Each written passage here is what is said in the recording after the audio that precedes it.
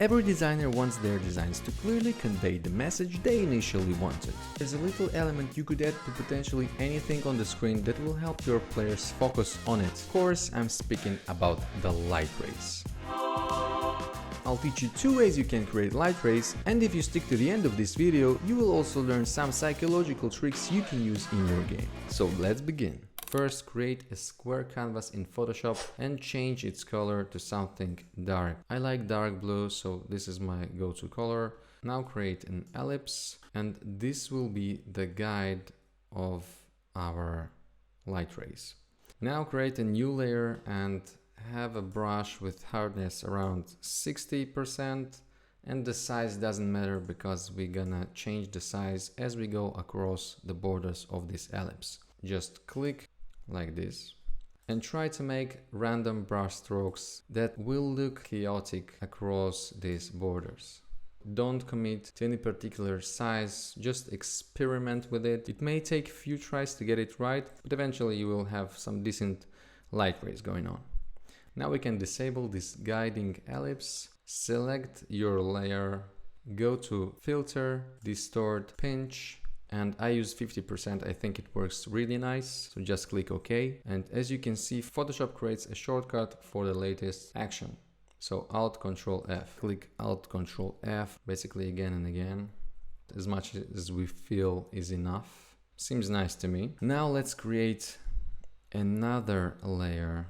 And this time we're gonna have the hardness on 0, and we will make a little brush stroke in the center to add this flare effect to our light rays. To get rid of these hard edges of the light rays, just select this layer again, click Alt or Option and just click this icon here.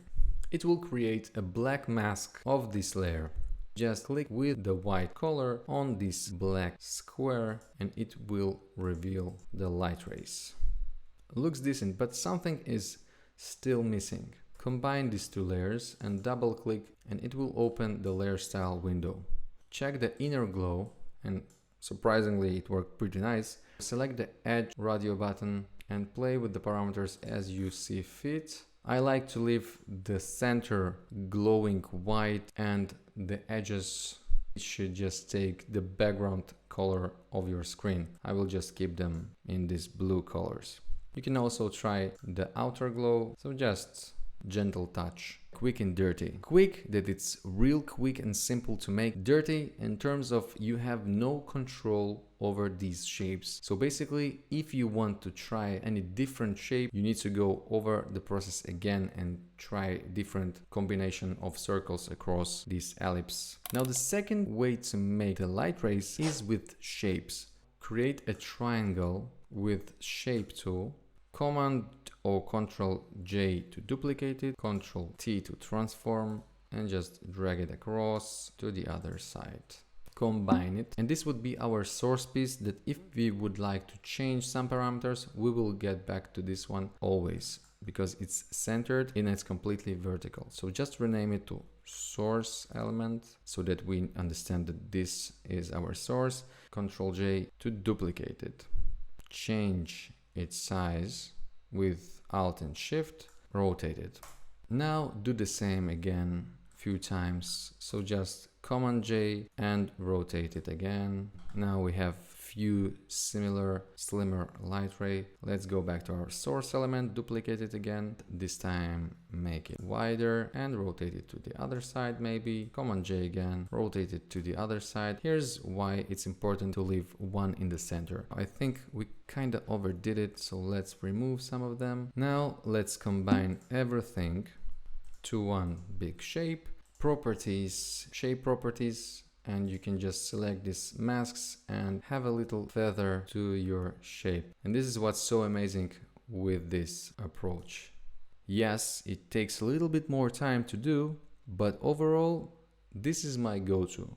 So again, the same thing, mask, few brush strokes in the center so that it reveals. You can also create it with this ellipse tool as well. Just make the feather wide enough and the color white. Now, in terms of these glowing effects, you can just click with Command or Control on these 2 layers, right click and convert to smart object. You will keep all the control over this shape, but now it's located inside an editable layer, and on this layer you can add whatever effect you want. And here you see the end result of this approach. As you can see, two very different approaches. One is quick and dirty, and the other one takes some time, but it gives you maximum control over your outcome. Okay, so now when you know how to create those light rays and add cool effect to them, let's save you some time for the future and create a brush preset for those rays so that you don't have to create it all over again. Make it black color overlay without any effect. Okay, like this. Just the color overlay is the only thing that we need here. Disable the background as well. Ctrl A to select the canvas and go to Edit, Define Brush Preset. It will pop up this little window and it will ask you, what should you name this brush? Light rays. Now bring back the background, disable the selection, create new layer, and as you can see, it already selected your new brush preset. All you have to do is just change it to white and click on the screen. And that's it. Now let's test it in context, and let's use one of the icons that we did in previous video. And as you can see, it pops so much more on the screen.